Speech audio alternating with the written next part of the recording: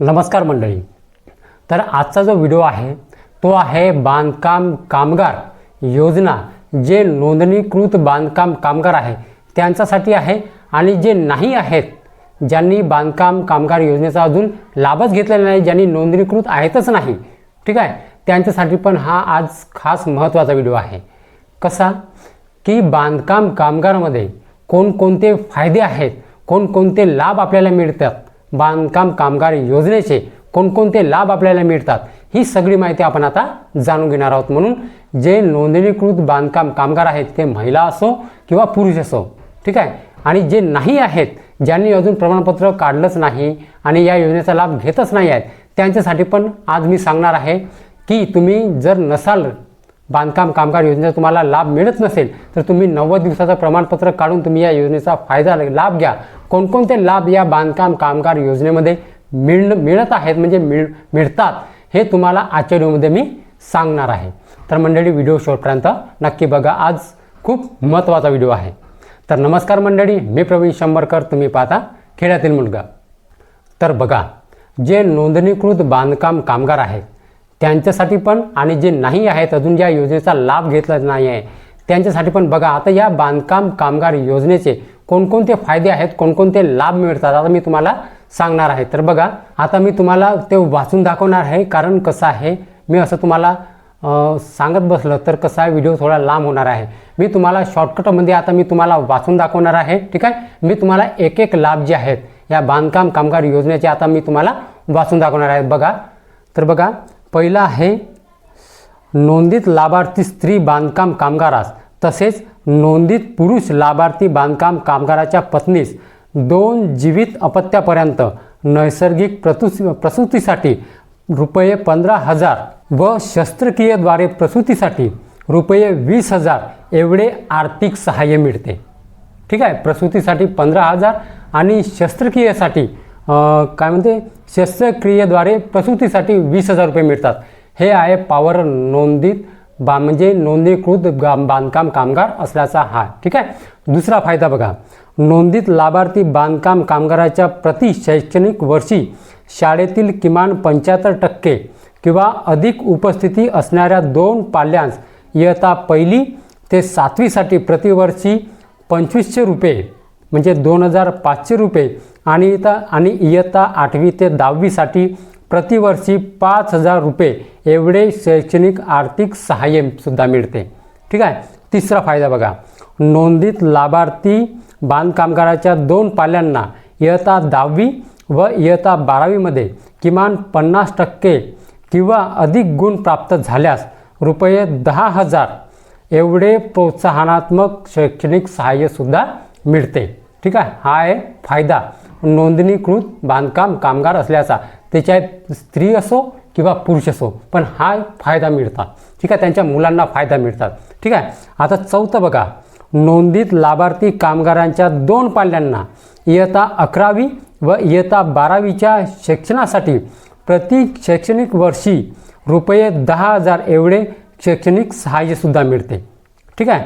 त्याच्यानंतरचा फायदा बघा, नोंदित लाभार्थी कामगारांच्या 2 पाल्यांना अथवा पुरुष कामगाराच्या पत्नीस वैद्यकीय व अभियांत्रिकी महाविद्यालयात किंवा संस्थेत प्रवेश घेण्यासाठी पुस्तके व शैक्षणिक साहित्य खरेदी इत्यादीसाठी प्रति शैक्षणिक वर्षी वैद्यकीय पदवी अभ्यासक्रमाकरिता रुपये 1,00,000 रुपये व अभियांत्रिकी पदवी अभ्यासक्रमाकरिता 60,000 रुपये इतकं शैक्षणिक सहाय्यसुद्धा मिळते.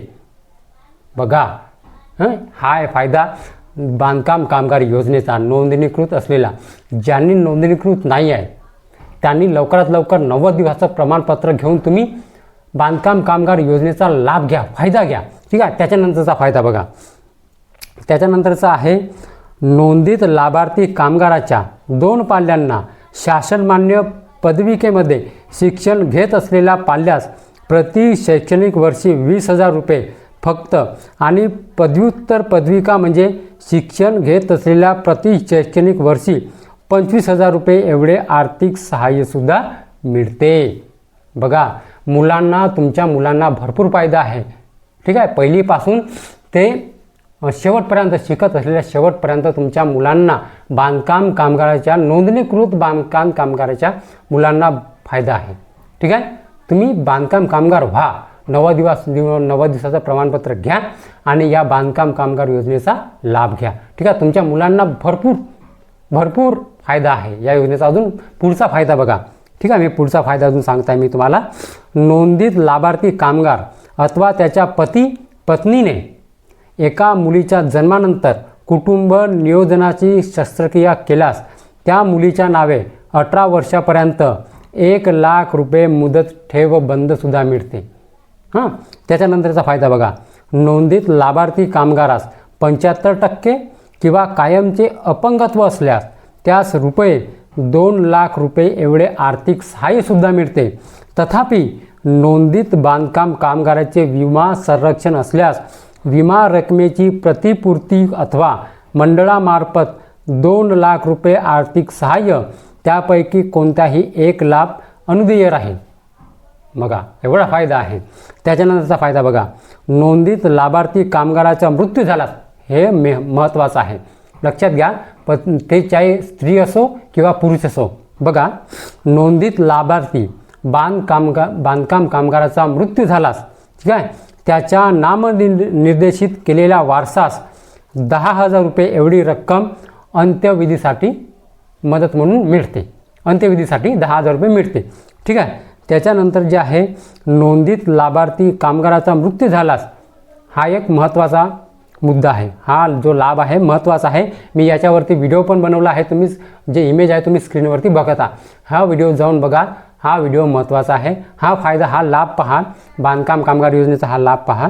नोंदीत लाभार्थी कामगाराचा मृत्यू झाल्यास त्याच्या विधवा पत्नी अथवा स्त्री कामगाराचे विधुर पतीस, त्याच्या कामगार स्त्री असो किंवा पुरुष असो, जर स्त्रीचा बांधकाम कामगार स्त्रीचा मृत्यू झाला असेल किंवा बांधकाम कामगार पुरुषाचा मृत्यू झाला असेल तर प्रतिवर्षी 24,000 रुपये एवढे आर्थिक सहाय्य, ते पण 5 वर्षापर्यंत. दरवर्षी तुम्हाला 24,000 रुपये 5 वर्षापर्यंत मिळणार आहे.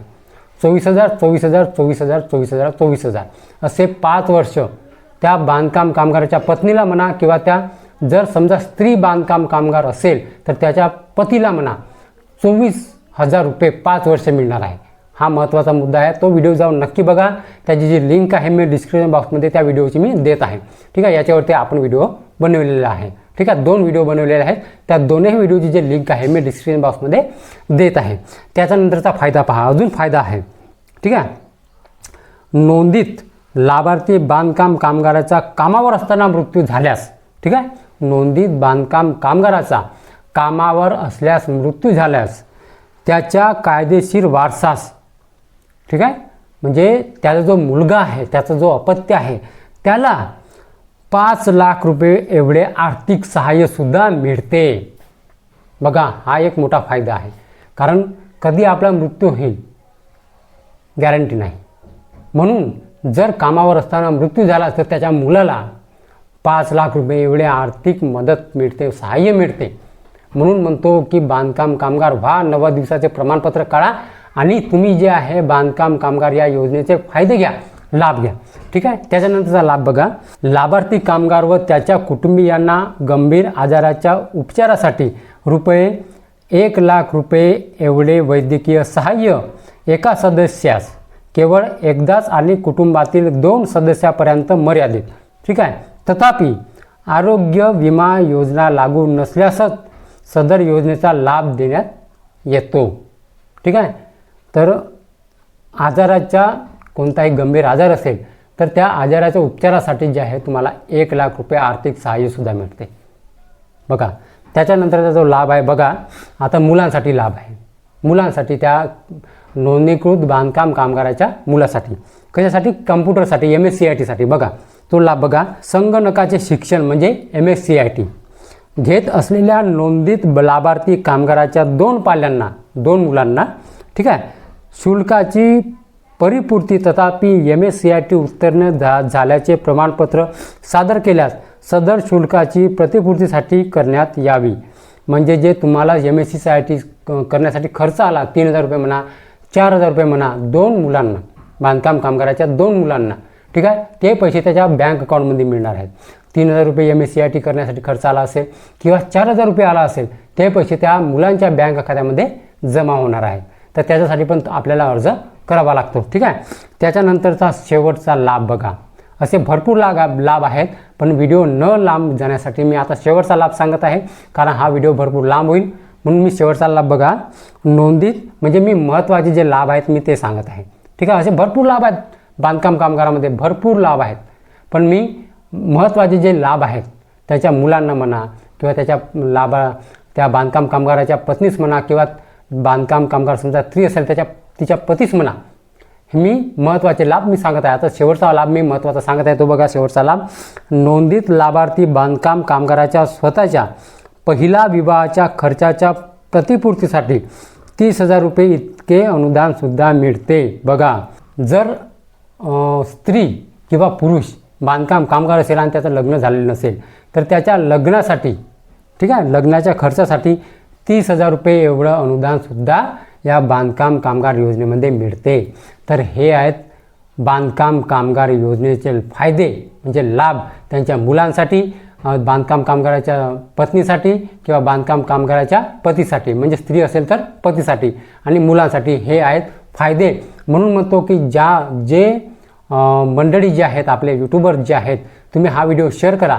ज्यांनी 90 दिवसाचं प्रमाणपत्र म्हणजे या बांधकाम कामगार योजनेचा लाभ घेत नाही आहे, त्यांनी लवकरात लवकर 90 दिवसाचं प्रमाणपत्र काढून तुम्ही या बांधकाम कामगार योजनेचा फायदा घ्या. त्याच्यामध्ये भांडी सुद्धा मिळते स्त्रीला आणि पुरुषाला. एक पेटी मिळते कामाची, ठीक आहे, त्याच्यामध्ये साहित्य असते ते मिळते. ठीक आहे. भांडी संचसुद्धा मिळतो. तुम्हाला तर माहिती आहे भांड्याची संच, बांधकाम कामगार योजना भांडी संच हे स्त्रीला मिळते, दरवर्षीच मिळतात. हा एक फायदा आहे या बांधकाम कामगार योजनेचा. पण मी जे महत्त्वाचे जे लाभ आहेत ते मी सांगितले आहेत. त्यांच्या मुलासाठी किंवा त्याच्या पत्नीसाठी बांधकाम कामगाराच्या, किंवा जर समजा बांधकाम कामगार जे आहे ते स्त्री असेल तर तिच्या पतीसाठी आणि तिच्या मुलांसाठी, हे आहेत बांधकाम कामगार योजनेचे फायदे. जे नोंदणीकृत बांधकाम कामगार नाही आहेत त्यांनी 90 दिवसाचं प्रमाणपत्र काढून लवकरात लवकर या योजनेचा फायदा घ्या. बांधकाम कामगार योजनेचा, कारण भरपूर फायदा आहे या बांधकाम कामगार योजनेचा. ठीक आहे. तर मंडळी, मी तुम्हाला हात जोडून विनंती आहे, हा व्हिडिओ शेअर करायला विसरू नका. ठीक आहे. तर मंडळी, हीच होती आजची माहिती. तर मंडळी, माहिती जर समजली असेल आणि जर व्हिडिओ आवडला असेल तर व्हिडिओला एक लाईक करून माझ्या चॅनलला सबस्क्राईब करायला विसरू नका. तर चला मंडळी, अशीच नवनवीन माहिती आणि योजनाबद्दल माहिती घेऊन भेटूया आपण उद्याला. जय हिंद, जय महाराष्ट्र.